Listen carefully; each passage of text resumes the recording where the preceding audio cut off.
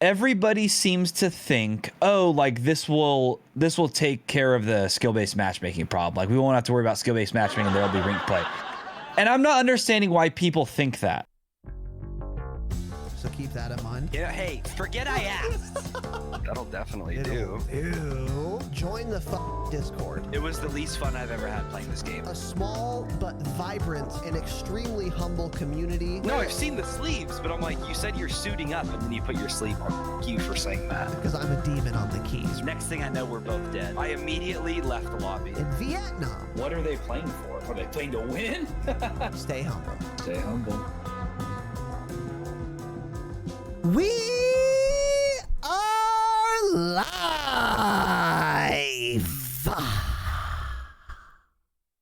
Interesting. Different. Interesting. Different. Welcome to you're built different. The different shot. I am built different. The Dropshot, a Call of Duty podcast, episode number 98. 98. Almost at 100, which we'll get into. My name is Casey, also known as Razanon. I am joined, as always, with a sour look on his face by my good friend Tanner. I'm just trying to down this, whatever this is, whiskey, whatever it is. I'm trying to down it. What kind of whiskey are you trying to down? It's for sure about double the pour I was going for, but it's fine. Okay, it's not a problem. We have an episode planned. We do have an right episode now. I planned got the sure. Woodford Reserve double oaked. Nice little glass of that. A tall glass, I must say. A tall glass. Interesting. I've got a tall glass myself. We'll get into it. Do you? We'll get into it first. We'll for sure get into a few it. things. But yeah, welcome to the program. Tonight's episode is going to be very fun and exciting. A lot of interesting stuff. A lot of things that many people in the community, not just the Dropshot community, but the whole Call of Duty community at large have been clamoring for. But first, some announcements. Welcome to our new gold patrons. Kyle B, Sarah D, Cameron W, the white it got cut off, but you're putting X's instead of spaces. Change it. Isaac B and Stephen F, aka Game of Chairs. Welcome, boys and girls, to the Patreon, patreon.com/thedropshot for bonus EPs per month for only $5 United States dollars and access to the entire fucking archive.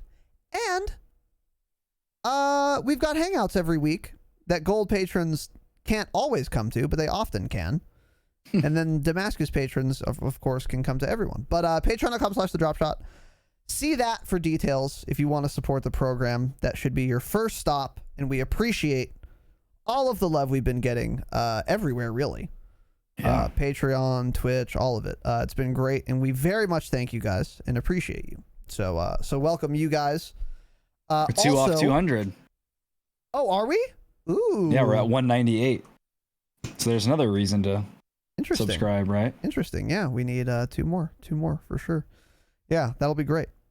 So anyways, thank you guys. Welcome. Gitto125 also, thank you for the tier 2 gifted sub to the program. I very much appreciate that. I don't think anyone's really ever gifted a tier 2. He did it by mistake. It's an interesting choice, and it was, of course, a mistake, and I will not be refunding you. So, get scammed, of course. And thank you for the support, dude. I appreciate it. I very much appreciate it. Tanner, any announcements from you? Yeah. Hey, Shigo, thanks for the gifted sub about 7 minutes ago now.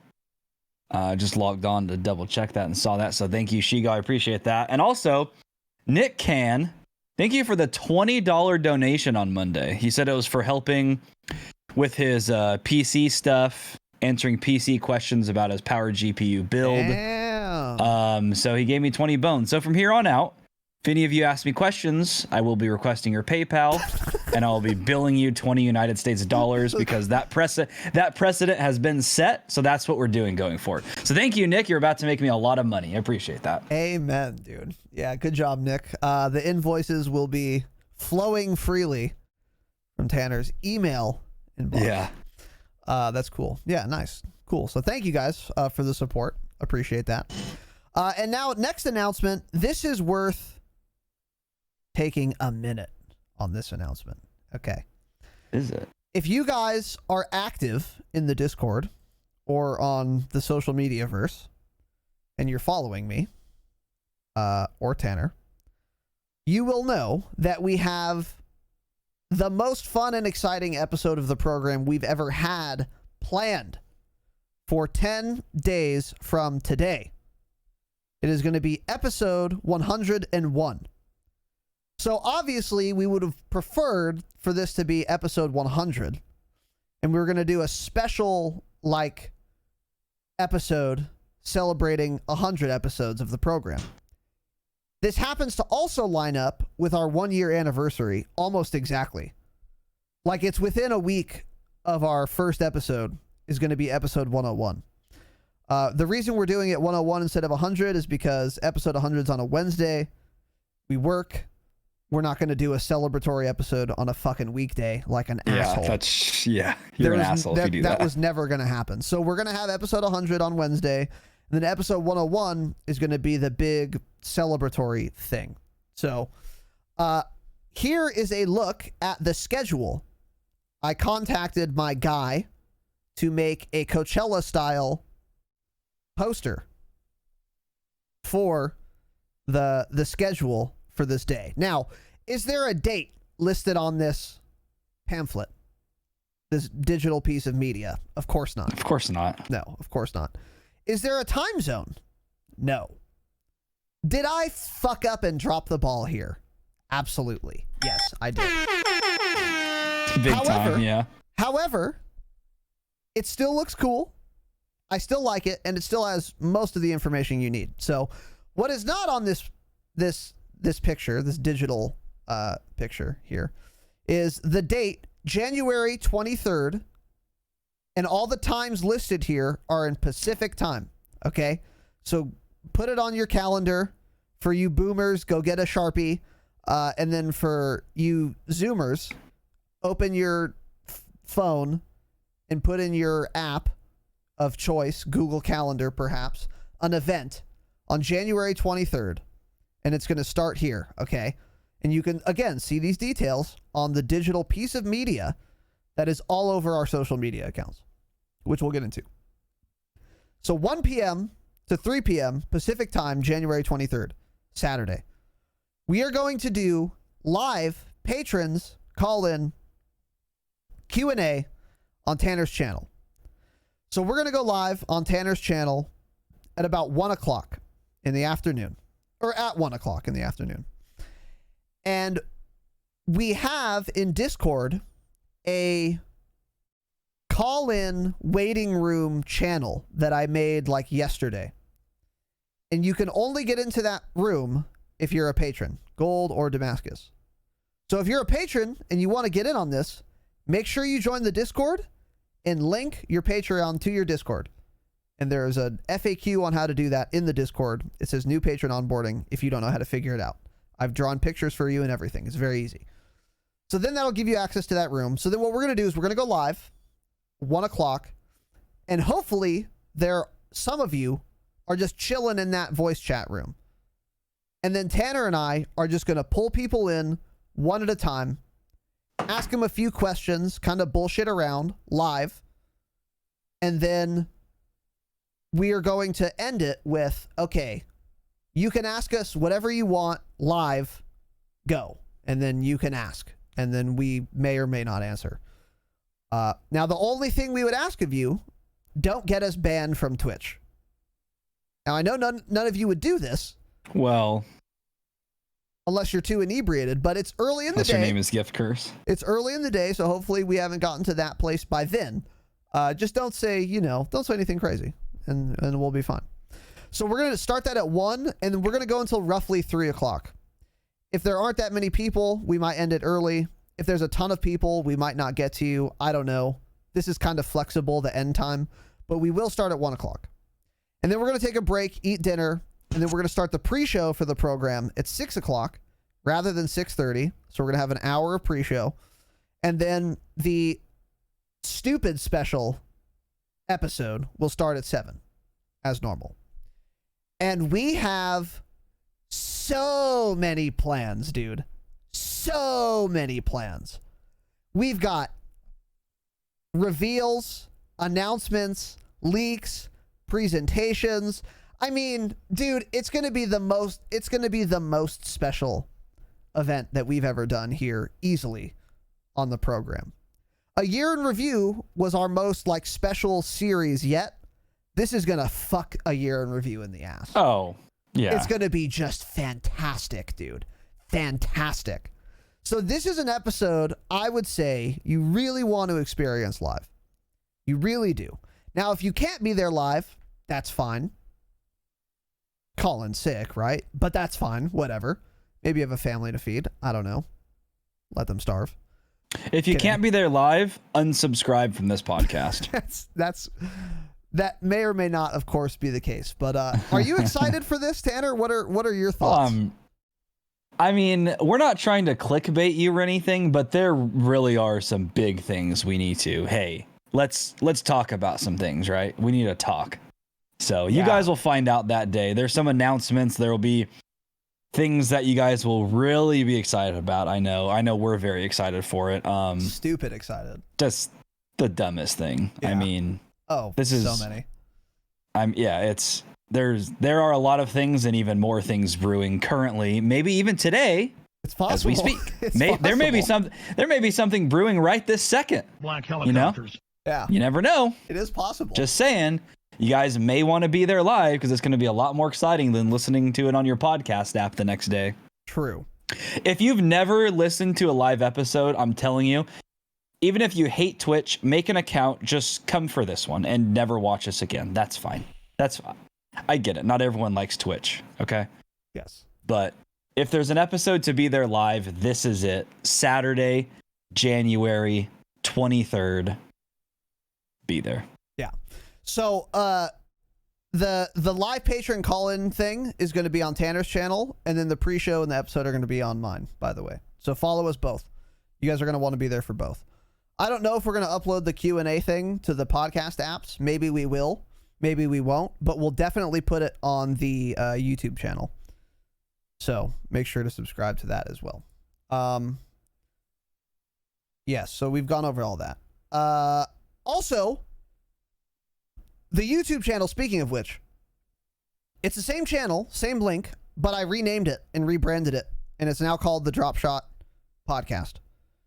So if you're already subscribed, good for you. It's going to look different. We have the new logo, new header, and a new name, but it's the same fucking channel, same content. So just keep your eyes peeled for that. But we also made a bunch of brand social media accounts. So open your dumb fucking phone, go on TikTok, get off of the Big Bang videos, and then search for @the Dropshot Podcast on TikTok. Follow it. Then go to Instagram, @the Dropshot Podcast. Follow it. Then on Twitter, @the Dropshot Pod, because Dropshot Podcast is too long. Twitter, Yikes. Jack, Fuck figure Twitter. it out. Fuck Twitter, of course. @the Dropshot Pod, follow. And then Facebook, @the Dropshot Podcast. Follow all of them.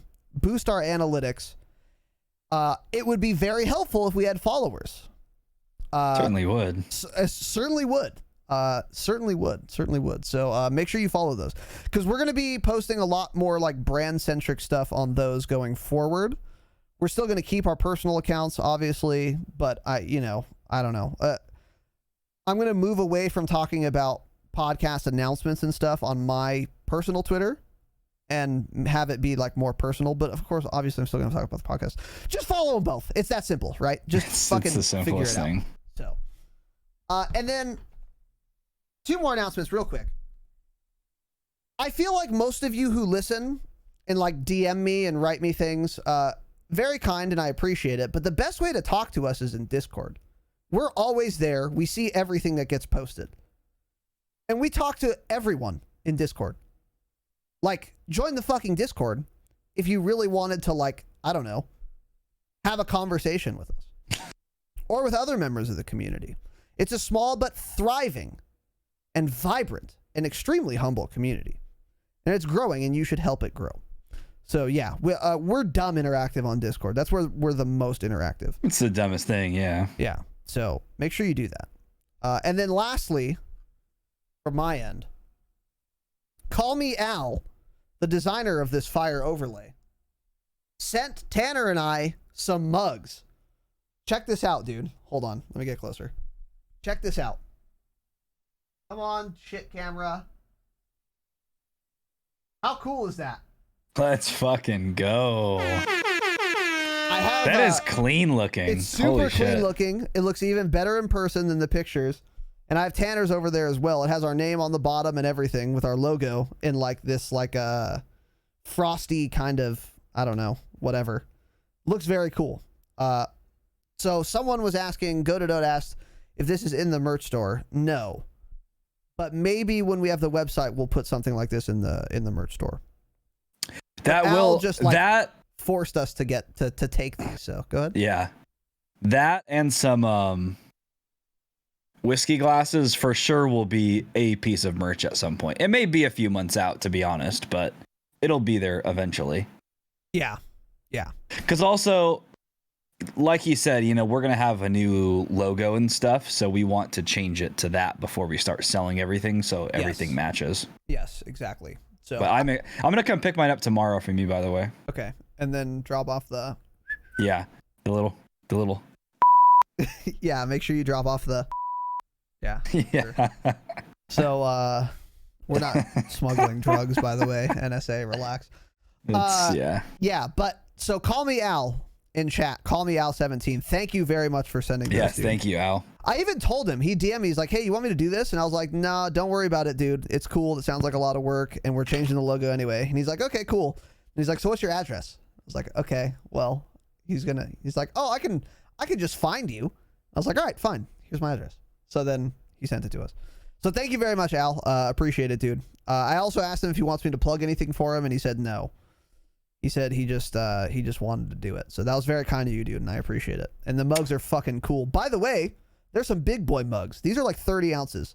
I poured a full ass beer in there, and it was like 40% full.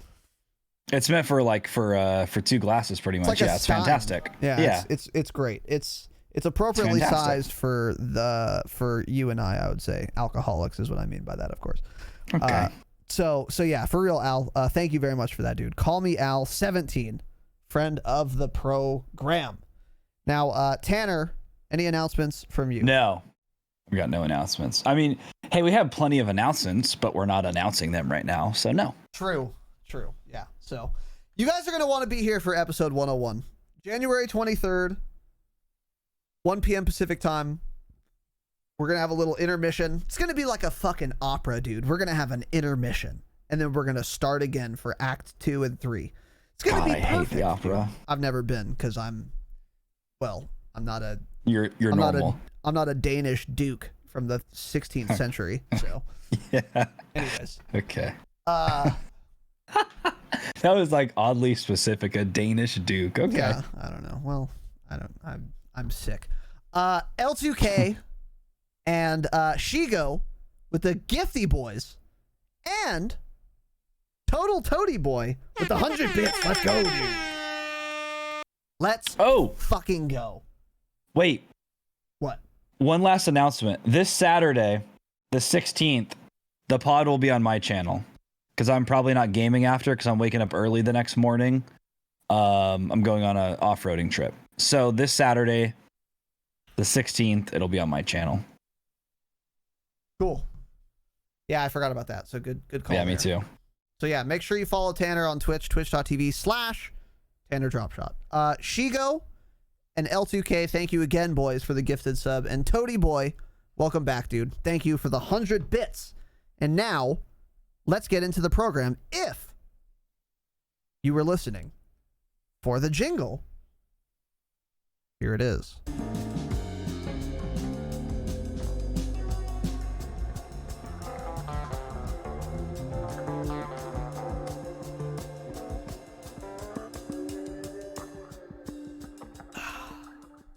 All right. So, normally we would be going over playlist updates, but there are none. So that leads us into patch notes. Sorry. That leads us into patch notes. And this is kind of going to be, I think, the most anticipated topic of discussion this evening. And that is a Warzone update that we received this afternoon. In fact, I can't. This morning. Words. Okay. Well, it wasn't. But I mean, it happened before noon our time, so we'll check the logs for sure. But it happened today. How about that? Okay. There was an update. Dude, I swear to God, I literally can't talk. There was an update today that changed some things.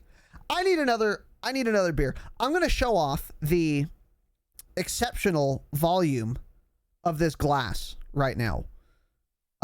okay. To maybe get my bearings straight, such that I can use my words. So give me 1 second. All right, look at this. Look at this. Here's the mug. Here's a barely open beer. You can see it at the top. I could just shoot it straight down the center. I don't give a fuck about what's it called. Okay, wait. Maybe I do. The head. Okay, I care. I care. It's almost. Oh shit. We're good. We're good. There we go. Oh yeah, dude. I can just shoot that bitch down the middle. Look at that. Look how manly that mug is. Oh, that's that's got some head on it. Got Damn. some head for sure. I'm jealous. And you can still see the fucking text. So cool. All right, anyways, let's get into this. So, yeah. Today there was a much needed and much anticipated nerf to the DMR. So, courtesy of Charlie Intel here, they just kind of basically gave us the patch notes. First of all, the Gallantry Mac 10. We talked about this. There was a bundle in the, no. It was part of the Battle Pass at Tier 95. You could get a blueprint for the Mac 10. And it was called the Gallantry. And a couple weeks ago, maybe a week or two ago, they nerfed the Mac 10, but they didn't nerf the Gallantry blueprint. Hashtag pay to win, hashtag Activision is scamming you. Yeah. So today, they have said that they updated the Gallantry Mac 10 to match the regular ass Mac 10. So now they're all nerfed. That is what they've done. Here's my question, Tanner. If no one made a video on this, do you think this ever would have gotten nerfed? No, because they would have never known. Do you think they wouldn't have known? Or do you think so. they knew and are just being shenanigans? No, I don't think they knew. Black helicopters. I don't know how it's possible, but I don't want to believe that they were purposely doing that. But who knows? Yeah. I could be wrong. Yeah, I don't know either. But anyways, I think whatever. they didn't know. That's been nerfed. So that's fine, I guess. Also, more importantly, the DMR. Bullet penetration reduced from sniper to AR, which is actually an interesting note. Damage fall-off ranges decreased, and I'll have more details in a minute. Recoil increased, and locational damage multipliers adjusted. Headshot now does less than 100 damage after 750 units. Now, why did they say units? Excellent question that I don't have an answer to. What? I'm assuming they mean units of measurement, but this can't be meters. There's no way it's just meters. So I don't know why they're suddenly making up metrics now. Yeah, what is that? I don't understand why they did this, and this is the most unclear patch note I've ever read after 750 units, but whatever. Headshot damage reduced. And again, we're going to have more details in a second. And then lower torso multiplier reduced from 1.1 to 1.01. So basically lower torso bullets with the DMR were doing 110% damage. Now they're only doing 101% of their base damage as compared to a stomach shot is what that means, which was like baseline 100% damage. So pretty big stuff. And again, we'll have more details in a second. Type 63. Again, bullet penetration reduced from sniper to AR. And then damage fall-off ranges decreased. 60 damage before, 45 damage after 900 units. So again, don't know why they wrote it that way, whatever. And then that is odd. For the burst pistol, It's like How it calls it that. They don't even know that. This is why I'm saying they don't play their own game. Why would they call the Diamatti a burst pistol? So fucking dumb. Because they don't know what it's called. They just know it's, the pistol that goes brrr. So, burst pistol. It's the Diamatti, by the way. And there's another burst pistol. That's what, like what? Yeah, exactly. But this is referring to the Diamatti. Max damage reduced from 45 to 40, which is roughly an 11% decrease. Also, the DMR, they nerfed some attachments, the front grip and the field agent foregrip. Same for the Type 63. And then for akimbo Diamattis, all location damage multipliers set to 1. So you don't get headshot damage anymore with a Diamatti, which is actually quite big. Oh, yeah, that is very good, actually. And then also, players no longer get infinite tactical equipment when they do the whatever. They fixed the tactical equipment infinite glitch, which Tanner and I experienced, by the way. But they were using flashes instead of stims because they're dumb, very dumb. So we got flashed like 8 times in a row. Correct, yes. And we of course killed them because they're idiots. Of course, because we're better than them. Yeah, we're significantly better than they are. We were playing good last night, dude. Yeah, we were cooking. Yeah, that was the best night of duos we've ever had for sure. Even though we didn't win. We didn't use DMRs either. Yeah, we just played smart. Yeah, I was using a RAM. And you were we got killed by cheaters, but yeah. We got killed by cheaters, of course, yeah. But that's, another day in Verdansk. But yeah, they fixed the stim glitch, basically, TLDR. So now let's get into, first of all, actually, I want to really quickly, bullet penetration reduced from sniper to AR. That's actually bigger than you guys think, for Warzone especially. The wall bangs that I would get, and that I would see other people get, with the DMR were so good. And the fact that it was wall banging like a sniper is actually offensive. And now they fixed it, which is cool. So that's actually worth noting, and it's like kind of a bigger nerf than you might think. Especially in Warzone when everyone's trying to take cover and stuff. If you have like insane bullet penetration, that's a big deal. That's really good. So now it's back to AR range, which is acceptable. So now we have some graphs for you, and these are courtesy of Exclusive Ace, friend of the program, whose video I will link in the description. First of all, here, DMR versus Type 63. These used to not have damage drop-off ranges at all, or values. Now they do. So 750 units, whatever the fuck that means. For the DMR, against 0 plates, it's 2 shots to kill, up to 18 meters. And then it's 3 shots to kill outside of that. And then for the Type 63, it actually has more range, up to about 23 meters, 2 shots to kill, and then 3 shots outside of that. So basically they added a damage range to the DMR and the Type 63. And then they also changed, as we had said, the damage multipliers. Again, this is all courtesy of Exclusive Ace. Here's the graph. I will link again the video in the show notes. I'm not going to talk about this too much, but the DMR used to be able to do 55 damage anywhere and then 60 in upper torso. But after this nerf, it does from 55 to 48. So if you're shooting in the hand or the foot or something like that. And then the upper torso too, 60 to 52, depending on the range, because now, again, they've added a damage fall-off range. So, Type 63, same kind of deal. Not going to get into the numbers specifically. And then what else do we have here? Wait, hold on. Go ahead. Why is it still showing the same amount of shots to kill, though? So that didn't actually change? Just like the damage range changed or something? The takeaway here is that it's the same number of shots to kill, only if you're hitting the upper torso now, the DMR. So if you like hit one shot on their arm or something, or on their leg or their foot, then that's basically going to add an extra shot. Okay, interesting. Got it. Which is pretty big, very big. It is, because it's very easy to like shoot somebody in the arm when you're aiming center mass. And like, when the recoil starts kicking up, you shoot them in the arm versus the chest. Exactly. So, okay, I get it. That's good. Yeah.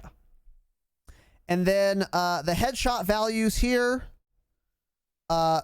used to be just 112 at any range for the DMR. Now it falls off to 98. And then with the Type 63, it used to be 124, and that also falls off to 98. So that damage drop-off is way steeper, actually, for the Type 63. Yeah. And then... It's kind of fun. I'm actually surprised they nerfed the Type 63 at the same time, because everyone knew it was busted too, but it wasn't nearly as good as the DMR, so nobody was using it. So I am kind of shocked they already nerfed it. I mean, that's good, because otherwise we would have just been dealing with a Type 63. Yes. Because I don't know if you remember, but I was like, they're not going to nerf the Type 63 at the same time. They're just going to do the DMR, and then everyone's going to be using the 63 for a couple weeks. So I am very glad they did them both at the same time. I'm genuinely surprised, as you Very are. surprised, yeah. Yeah, but it's good, because then we would just be playing the same game with the Type 63. Yeah. And then also, they actually nerfed the recoil now, and you can see that on the image here. And again, if you want more details on this or further explication, go to Exclusive Ace's YouTube video, which will be linked in the show notes, and you can get his breakdown with all these graphs and a little more detail. But the takeaway, basically, from all of this is that they nerfed the recoil, so they gave it more recoil. They nerfed the bullet penetration, so it doesn't penetrate as well as it used to. And most importantly, they added a damage drop-off.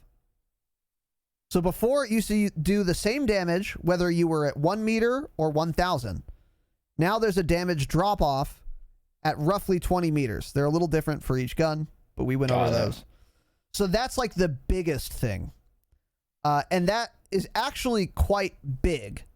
Now, I haven't played yet since this patch came out, but I've been seeing some mixed feelings on Twitter about it. Some people still think it's OP, but some people think it's just good, but not necessarily OP anymore.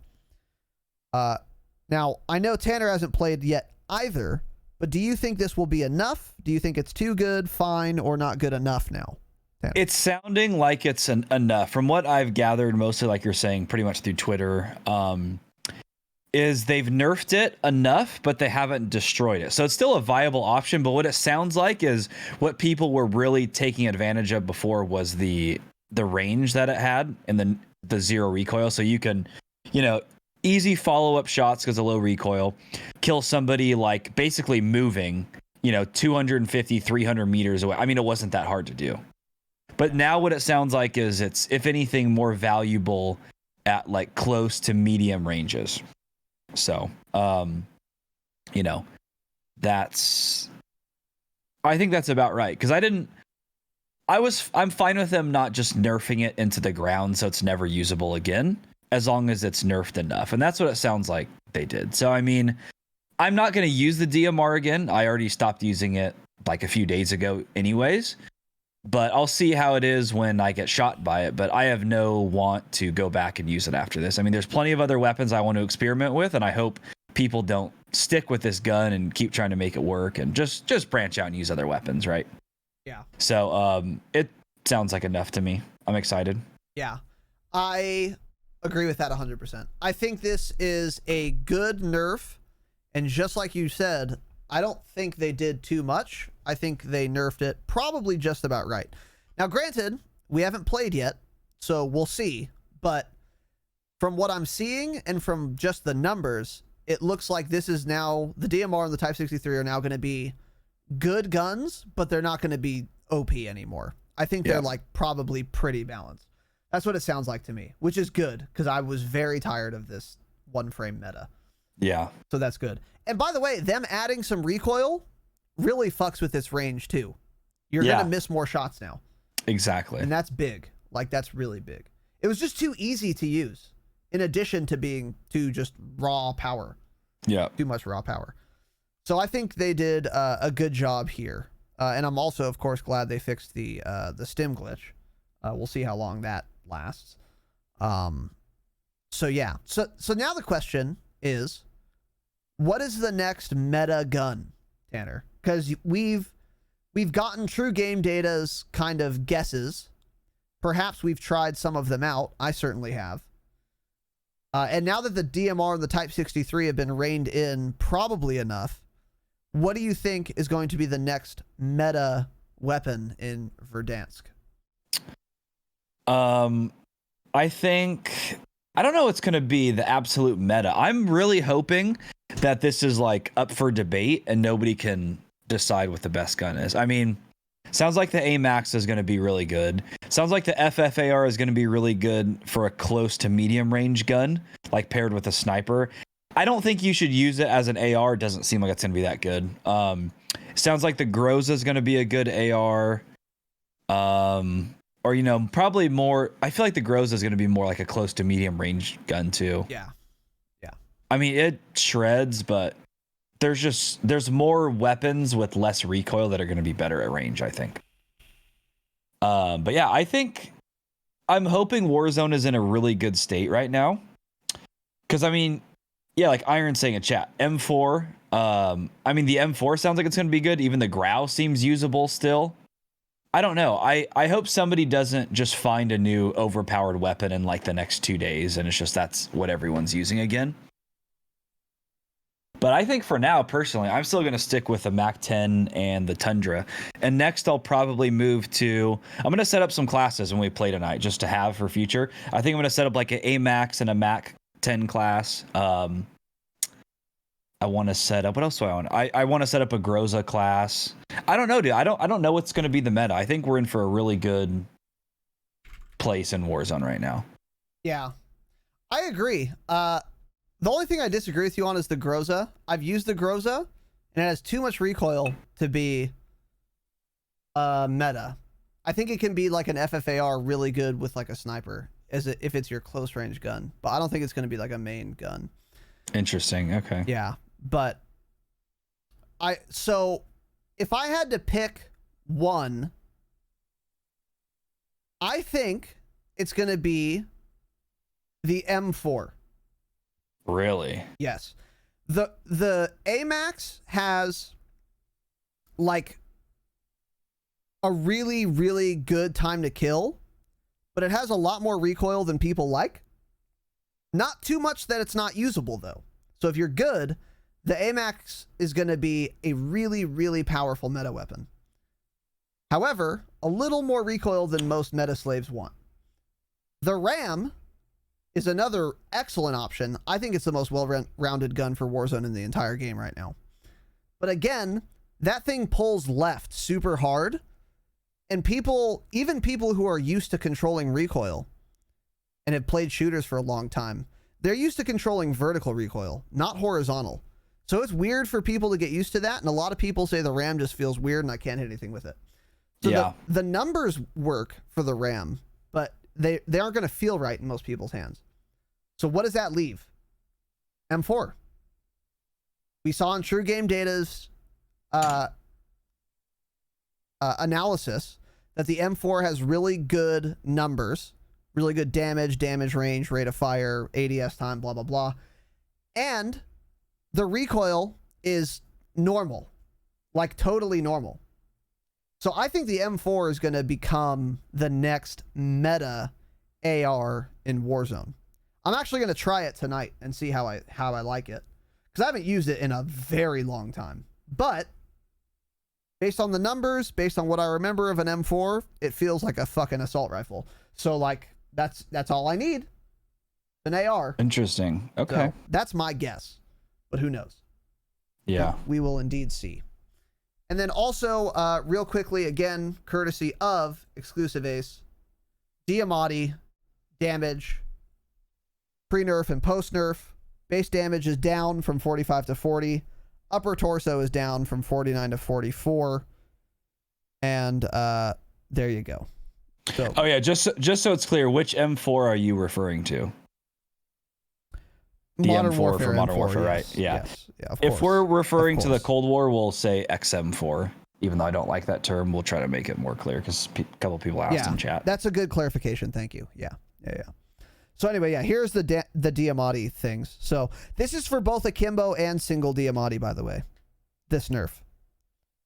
And then in addition, the Akimbo Diamatti has just no multipliers for anything. So got it. Akimbo Diamattis are a cap now. I can't imagine they're good. Good. Yeah, good. I got agree. killed by them once yesterday, I think, and that was It's enough for you. I don't I don't ever want to get killed by them again. Yeah. So I put a link in there next that JGod tweeted out. That's damage profiles. okay, So let's like take a look. Just Okay. a little tiny graphic. So basically what this graphic is showing is the time to kill up close and which weapons up close do the most damage. So because since we were talking about the meta thing just now. So the AS Val by far kills the fastest up close. The trouble with the AS Val is there's not enough ammo in it. So if you're playing solos and probably even duos, the AS Val is a really, really, really good gun to use. Now, once you get up into trios and quads, I don't think it's worth using because it's going to be hard to down more than 2 people if you get into a firefight like that. Solos is going to fucking beam up close. It's going to be really good. But here's where, I mean, the second weapon on this list is the FFAR.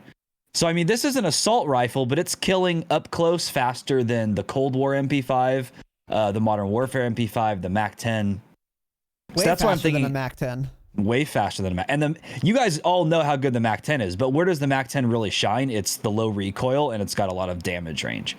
So once my FFAR is maxed, I'm for sure going with that to pair with my sniper. But it's a little surprising, like what JGod said on this, like the top 4 weapons on the list for time to kill up close are assault rifles. They're not even SMGs.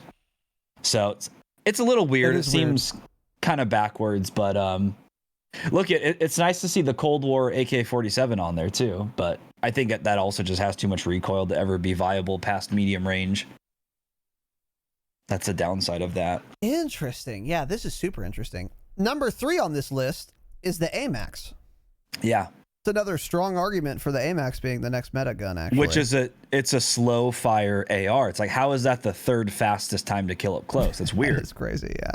So, I mean, Amax is sounding right now the best AR, and it seems like there's no debate after seeing this, actually. I'm almost on board with you on that now. Yeah, that's pretty nuts. I mean, that kind of makes me want to run the Amax with a sniper then, whereas you would normally think to pair it with an SMG for like movement speed, and you think it's going to kill faster up close, but according to this graph, it's not. The problem with doing that, though, is the mobility of the Amax is not good. Exactly. The sprint out time, the ADS time. That's my favorite thing about the MAC-10 right now, pairing it with the Tundra, is how quickly I can move and get around. Yeah. And the sprint out and the ADS time are just so absurd. Because even if the Amax can kill you once it's putting bullets in you faster, I've already shot 8 MAC-10 bullets at you before you've even raised your dumb, slow Amax to your eye, you know? So, yeah. So it's something interesting to consider, but that's a good inclusion. So shout out to JGod, friend of the program, for tweeting that image. So, yeah. So that'll be interesting.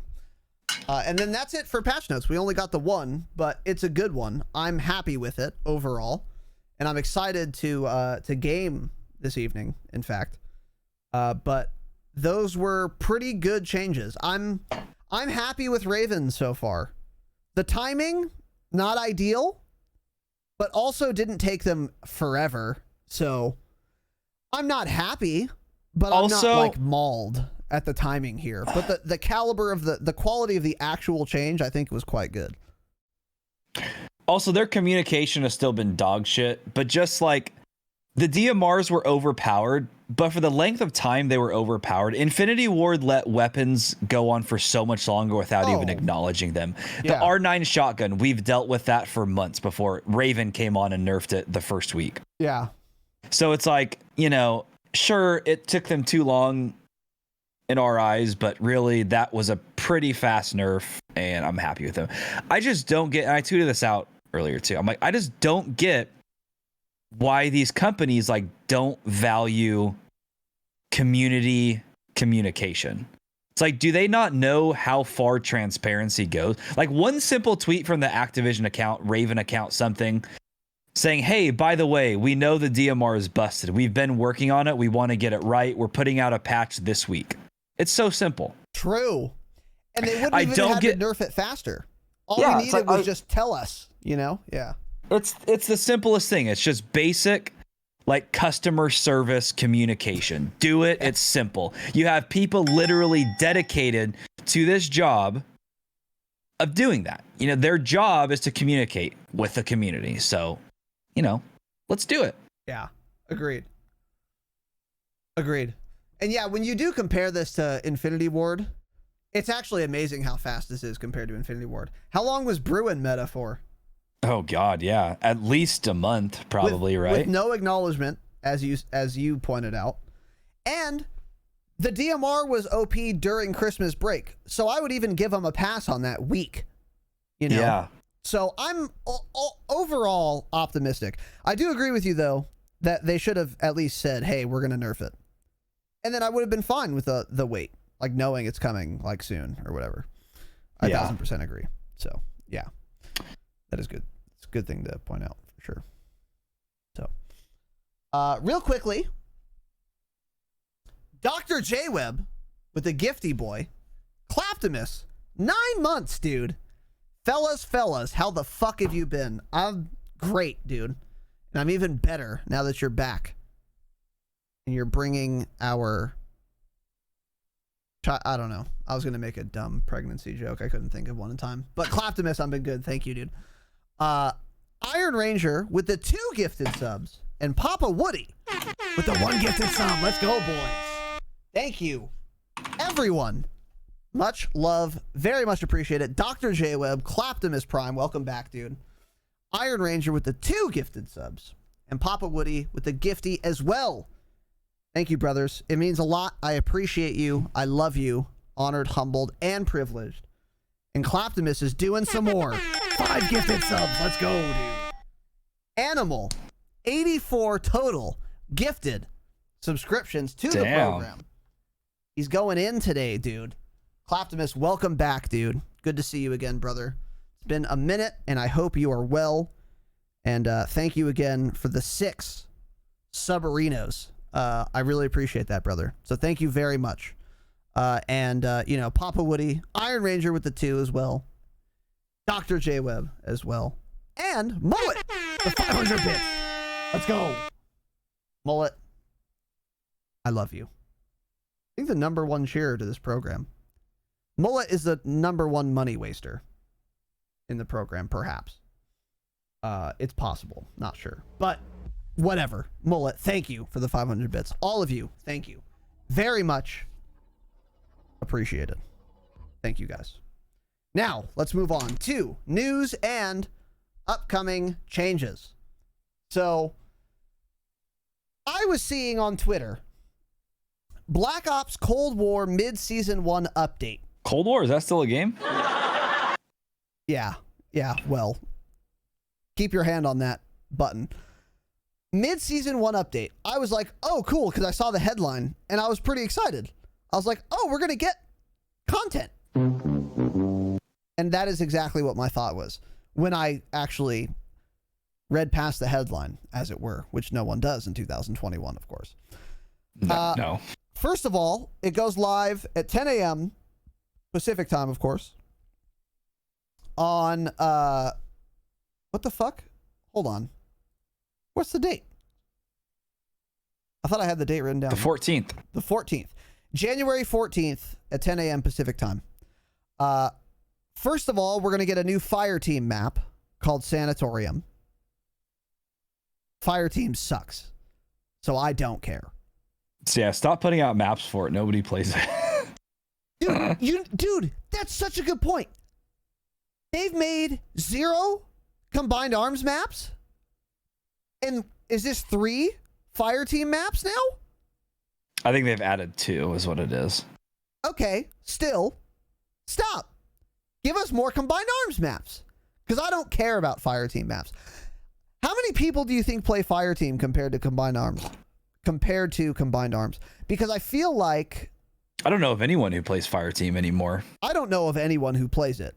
But they have the analytics. It's weird that they would devote the resources to making 2 new fire team maps and 0 new combined arms maps.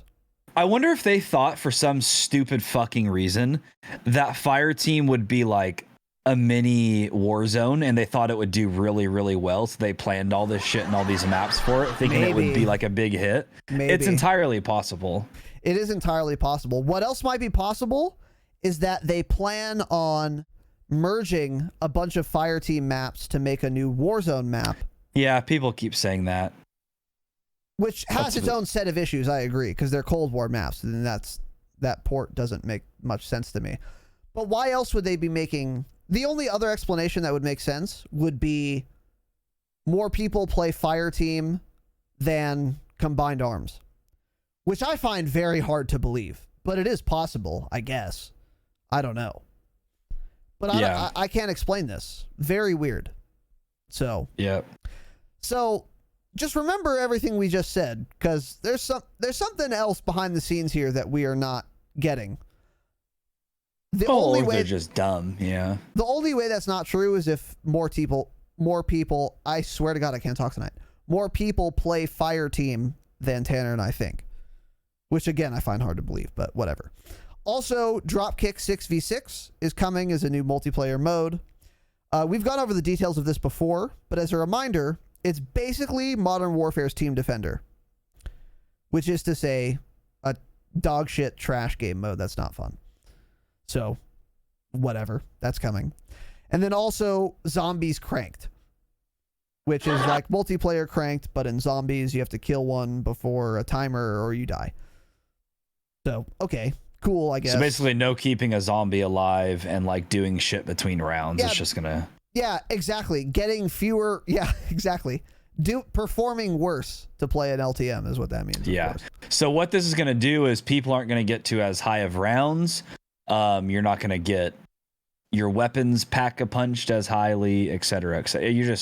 The game just won't last as long, basically. It seems like a really shit idea. Yeah. Seems like a waste, because what people want to do in zombies is get to high levels. So why would anyone want to play Cranked where they're for sure not getting to as high of a level in normal? It's just strictly harder. So I agree 1,000%. it's just another dumb game mode that doesn't make any sense, that isn't necessary, that they wasted their time thinking of and implementing.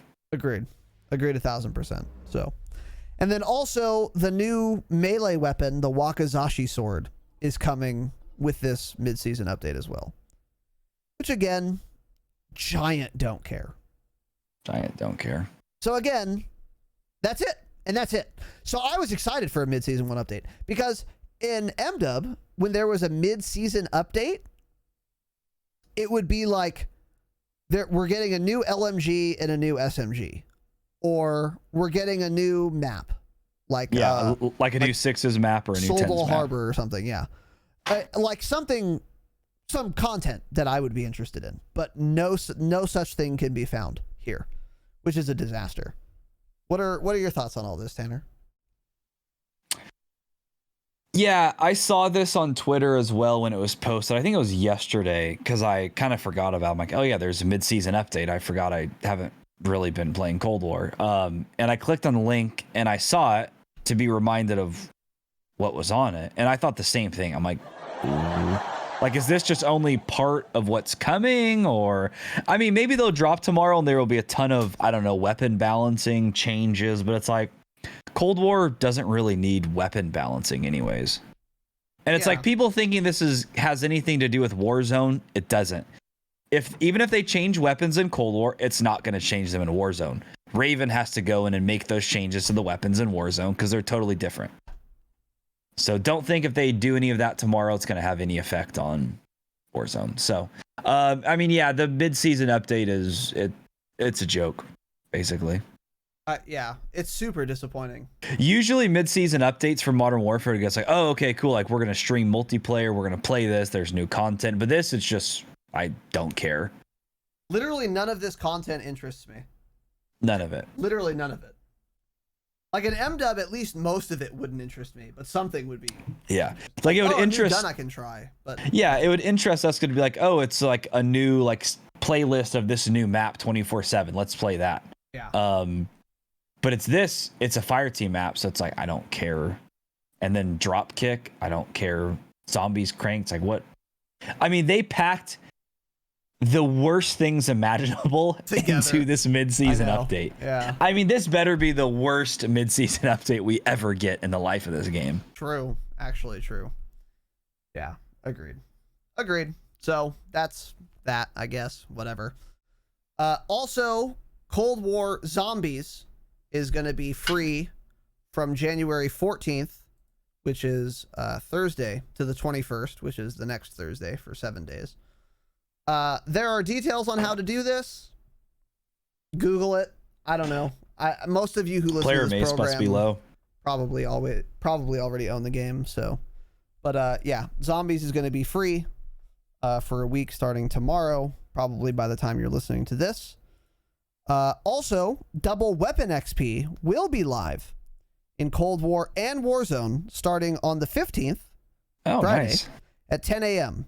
and ending on the 19th, also at 10 a.m. That's Why do I pretty feel cool. like? Why do I feel like we're getting a ton of double weapon XPs? I feel like they've already done more than we had the entire year in Modern Warfare. Or do I just not remember Modern Warfare's launch and there were a bunch of them or something? I don't know. Because I don't remember this is like the third or fourth one.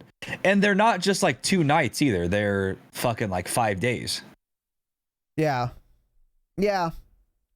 Yeah, you're right. It is weird. There have been a lot. But I don't know. It's a good question. But whatever. We're getting double weapon XP. So that's pretty cool. For me, it doesn't matter because everything is max level for me, of course. But for some of you guys, like Tanner, who want to get the FFAR max level, this will be your chance this weekend. So. Okay. Also, this is actually worth talking about, and this is kind of interesting. According to Charlie Intel, Treyarch community manager confirmed ranked play is in fact coming to Black Ops Cold War, but no release date yet. So this looks like a screen cap from Reddit. Foxhound FPS, change it, a Treyarch dev posted. Ranked play will be a thing. I currently don't have a timetable to share with you, however. So ranked play in Cold War is coming back at a time. They didn't even say soon. They just said at a time. Yeah. When do you think it comes? And what are your thoughts? Well, to start with, this isn't surprising. David Vonderhaar said this before the game launched or like a couple weeks after the game launched. He made it clear. I think it was after beta, before launch, yeah. He made it clear in a tweet. He responded to one of the CDL pros and he's like, has there ever been a Treyarch game without League play or something like that? So, I mean, I'm surprised it's not already out. That either means they hadn't thought of it and were working on it really late, or it's going to be a very like in-depth ranking system and it's going to blow us away. I tend to think it's just more they hadn't started working on it yet because they kind of had a short, period to work on the video game in general. Right.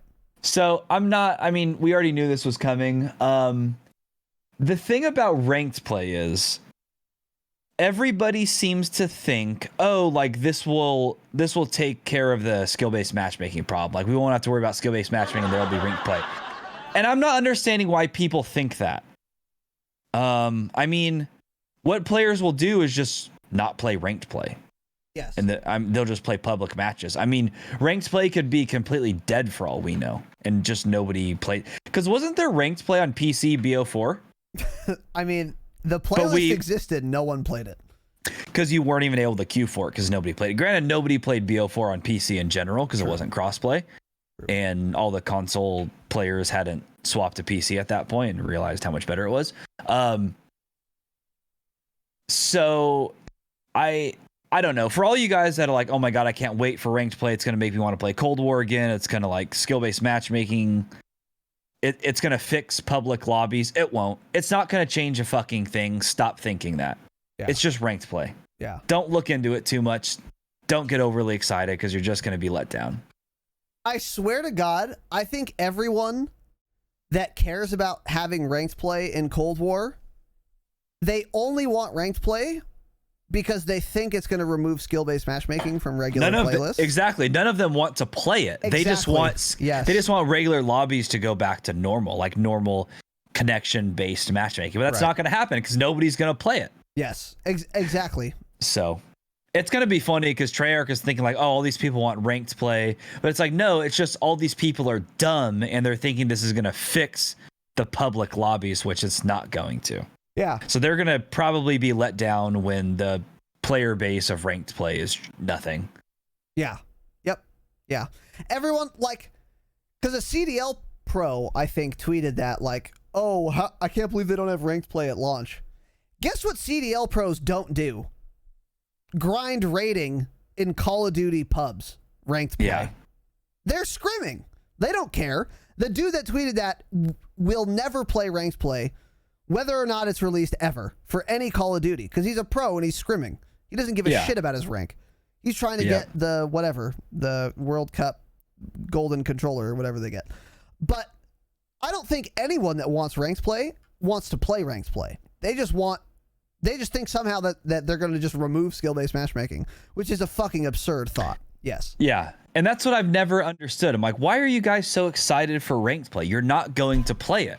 It's like, I think people genuinely think, some people, you have to be dumb to think this, but I think some people genuinely think that when they put in ranked play, it's like they're going to remove skill-based matchmaking from public lobbies. It's like they're not doing it. They're not touching public lobbies.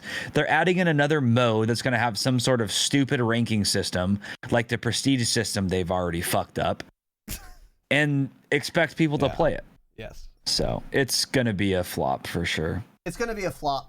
Very few people are going to play it. And here's the main thing. Very few people played Cold War already as it is. That's another good point. But you guys have to realize that what everyone plays, like average Timmy or whatever, they play what their favorite streamer plays.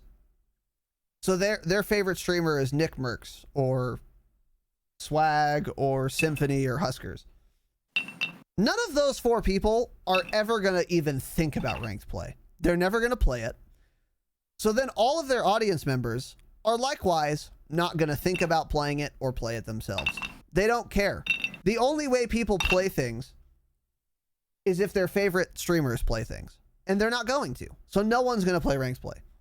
I like very, very, very far fewer than 1% of the entire population of Cold War will play ranked play. Period. Yeah. So yeah, it's not going to affect skill-based matchmaking at all. So we wanted to point that out just to dispel with the notion that skill-based matchmaking is suddenly going to go away when ranked play comes out, because of course it's not going to. Yeah, go for it. All right. Next on the docket here. This is something we teased actually last week, I think. And it is that revelation that Warzone streamers reverse boost. Not that much of a revelation, which is what we hinted at. But we were talking, Tanner and I were talking about that in the announcements of a very recent episode. So now we have more details on it.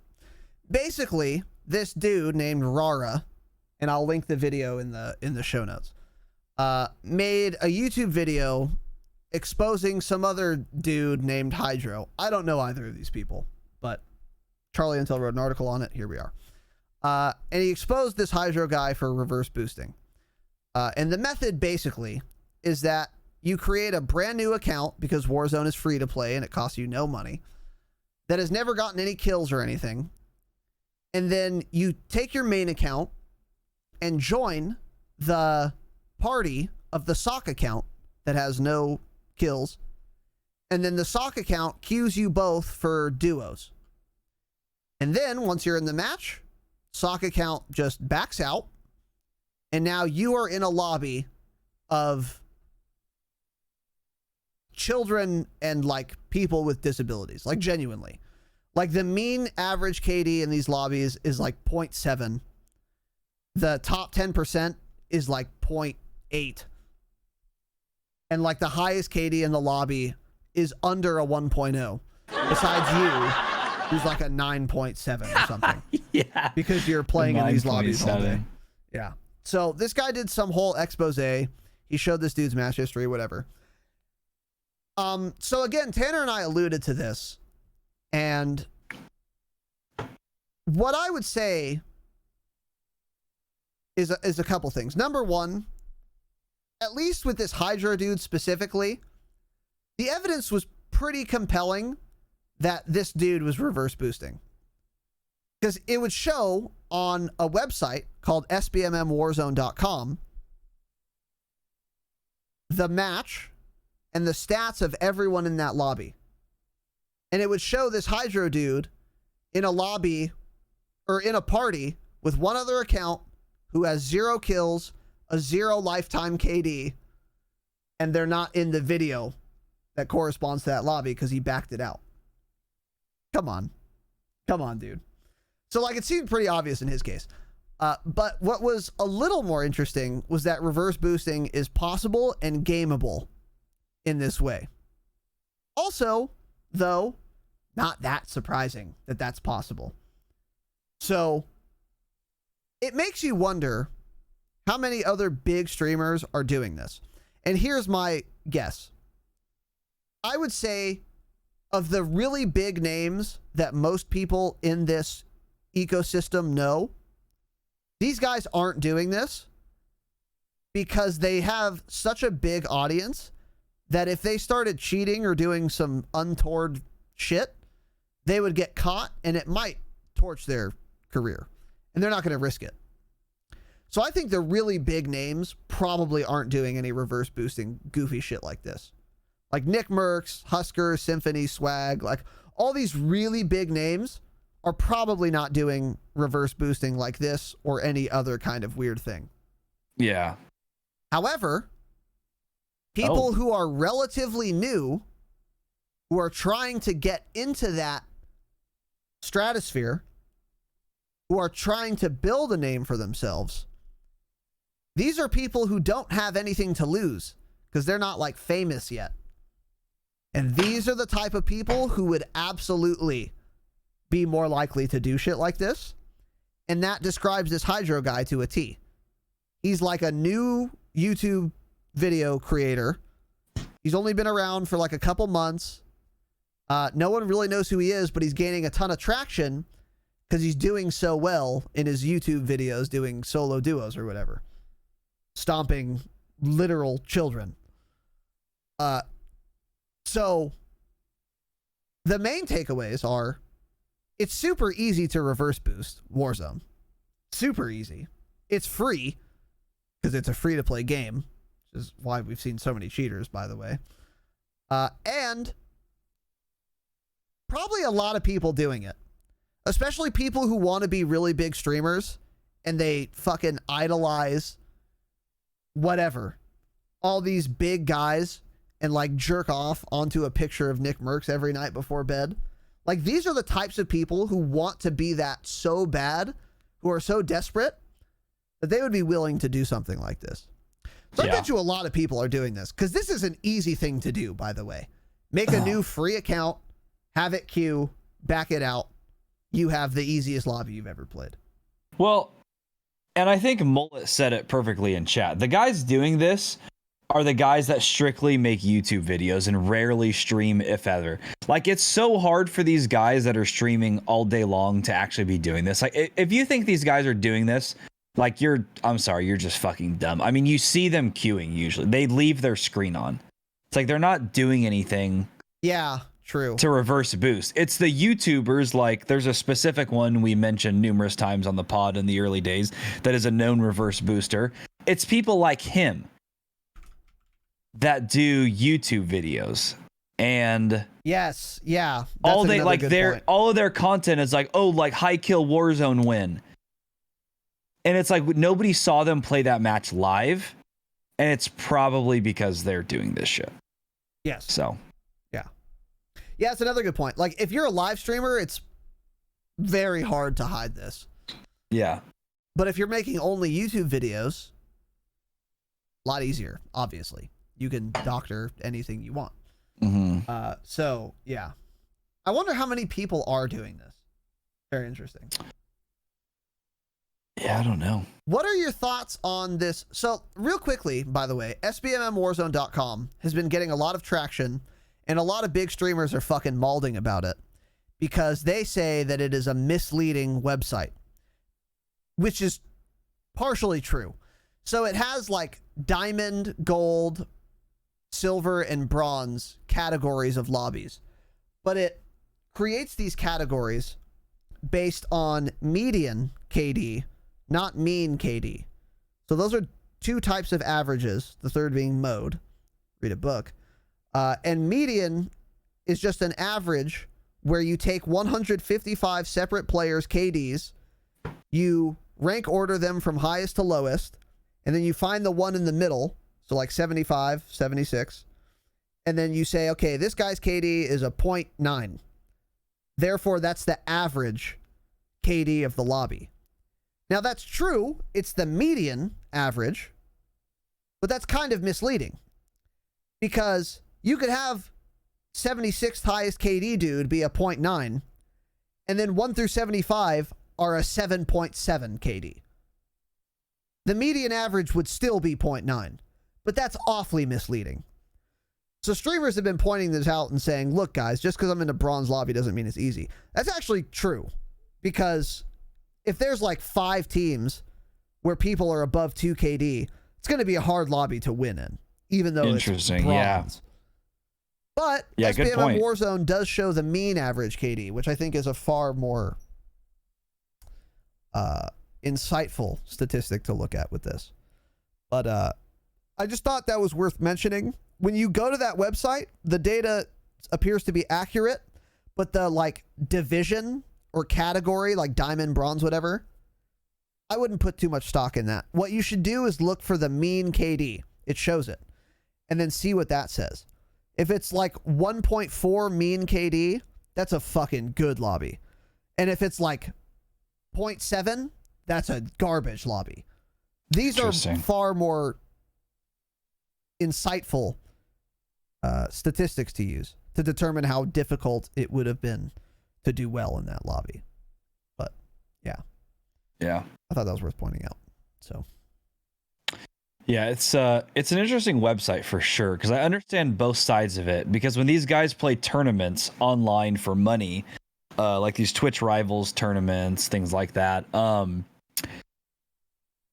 I guess they fixed that part. Never mind. Because you used to be able to queue in. As soon as you loaded in a match, you can look at the lobby. And what people would say was like, okay, like streamers can just back out of a lobby, or like players could just back out of a lobby when they see that the average KD is too high. And like, oh, let's find a shittier lobby. So it would back out. But I forgot SBM and Warzone changed that with the website. So you can't do that any longer. You don't see the KD of the lobby until the match actually starts. Versus before, it showed it in the pregame lobby. Interesting. So now they can't just back out. But either way, wow. I think it's very interesting.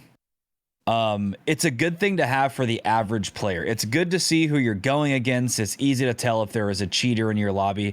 I mean, I looked last night after we got done playing, and I could tell immediately that 3 of the games we ended up not even getting too close to like the final team. Stim glitchers won it anyways, because there was one game where all 3 of them combined had 1 kill and they won the game. It's like, okay, obviously they were stim glitching. Yeah, of course. There was another one where it's like all 3 of them combined had 2 kills. Obviously they were stim glitching. Yeah. So it's things like that. It's like, okay, good. It's like, I'm glad we know that, because now I don't care that we didn't spend an extra 15, 20 minutes in that game, because we wouldn't have won anyways. Yeah, that's a good point. Yeah.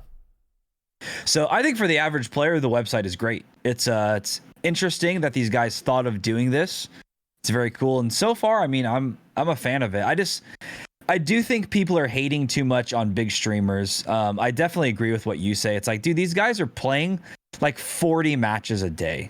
I mean, it's absurd. Of course, like, yeah, you're going to go in. So it's like they'll play 40 matches a day. They'll get in a bronze lobby at some point randomly, and they'll drop 35, 40 kills. Somebody will screenshot that and be like, look at these fucking lobbies these guys get. It's like, okay, you're not showing their other 39 games where they were in top tier gold or diamond lobbies. You're showing what you want to show. It's like, even last night, we were mostly gold and diamond lobbies, but we got put in a few silver lobbies, and I think we even got put in a bronze.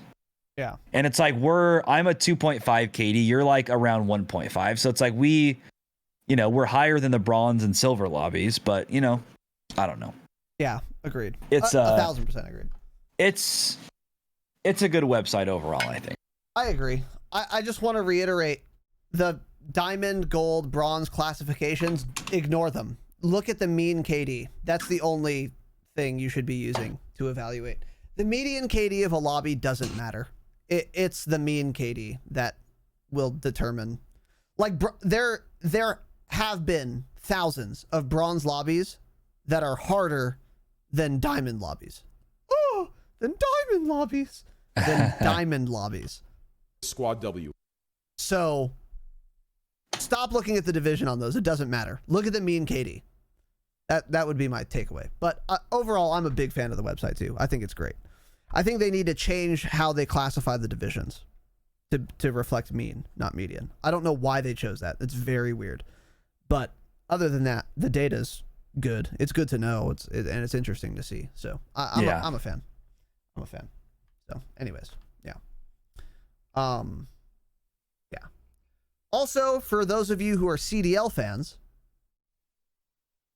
preseason kickoff classic event takes place January 23rd and 24th. You won't be watching this because on the 23rd, of course, will be our episode 100. Yeah, why are you even announcing this? Just don't announce it. Extravaganza. So yeah. Record this, DVR it, but don't watch it live because you'll be, of course, watching the program live. But that's good to know, I guess. I didn't know they had preseason events for CDL, but that's cool. And then the last thing I wanted to go over was NVIDIA announces DLSS coming to Warzone. Now, I don't think this is going to be available on consoles. Not sure. Of course not. No. Oh, definitely not. Yeah. No. DLSS is deep learning super sampling. It is an NVIDIA technology, and it basically replaces anti-aliasing. So, I have a very tenuous grasp on what this is, but from what I understand, DLSS acts as if it was anti-aliasing. That's how it contributes to the quality of the image, but you take less of a frame rate hit with DLSS as compared to anti-aliasing. So basically, DLSS on could give you an image quality that is equivalent to an anti-aliasing on image. However, your frame rate will be higher with DLSS on versus with AA on, given equal quality images, like equal detail and shit like that. And now it's coming to Warzone, which I think is very cool, because even if it's not good, turn it off. More options is always good. I use DLSS actually in Cold War, and I think it looks very good, and my frames are very nice in Cold War. Buttery smooth. 260, 280-ish, which is great. So I would like to be able to use this instead of anti-aliasing for Warzone, because in Warzone, my frame rates are not 260, ever. They're 160 sometimes, because Warzone's poorly optimized, of course. But I'm curious to see, what performance I can get out of DLSS and how good the image will look. But that's actually pretty cool. This is kind of a niche nerd thing to be excited about, but I am one such nerd, and I am excited. What are your thoughts on deep learning super sampling? I think it's good if you're playing, especially on 4K, which I don't know how many people are playing Warzone on 4K. Yeah, that's a good point. But it's mostly beneficial on 4K. It's pretty good on 1440p, but when it comes to 1080, there's like no point in running it. So for me, in my opinion, on Cold War, I do not have DLSS on. I've experimented with it. I didn't notice getting any better frames in Cold War at all with it. I've tested around with all the settings. And what it does is force anti-aliasing on, like different types of anti-aliasing. Yeah. So it makes the game look extremely soft and hard to see things. That's what I think.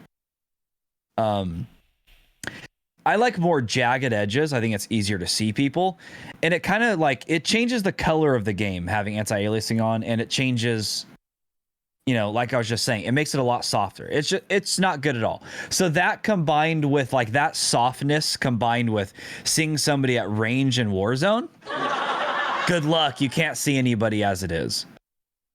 I mean, this is good for people who are extremely casual. They want to get more frames and they're pushing because they're playing on high settings on 1440p. They're a shit player. I mean, this will benefit you, but me personally, I'll experiment with it when it comes out, but I'm sure I won't end up using it. Yeah, because I'm on 1440 and Tanner's on 1080. Yeah. There's almost no reason for me. I mean, I don't really need a FPS boost anyways. And that might be why I like DLSS in Cold War and you don't. because I'm on 1440 and you're on Yeah. 1080. That might be why yours looks like too like fuzzy, and mine looks like good. That could be an explanation for that for sure. So Exactly. yeah, agreed. So anyway, that's cool. That's interesting. Real quick, I don't know where we are here. Where am I? Papa Woody? Are you at your house? I am at my house. Papa Woody, I don't think I've shouted you out with the gifty boy. Wait, did I? I'm so lost. Okay. Hank Swift, 5 gifted subs, and 510 bits. And Mullet with 1 bit. Let's go. Boys, thank you. Papa Woody with a gifted sub as well. I don't know if I shouted that out because I don't remember it. But thank you, dude. Claptimus with the 5. Mullet with the 500 bits. Hank Swift with the 5 gifted subs and the 500 bits. Thank you, boys. I very much appreciate that. Hank, sorry I didn't get to it sooner, but I very much appreciate the love, dude. Welcome fucking back. 500 bits and 5 gifted subs, which is a number of United States dollars. So I appreciate the support, dude. Thank you. I am honored, humbled, and privileged, sir. And with that said, it's almost time, thank you again, boys, to get into Verdansk. So Tanner, get the fuck off my stream and go live. Do we have any teammates queued the fuck up, by the way? Just queued up. Yes. Okay, good. Who?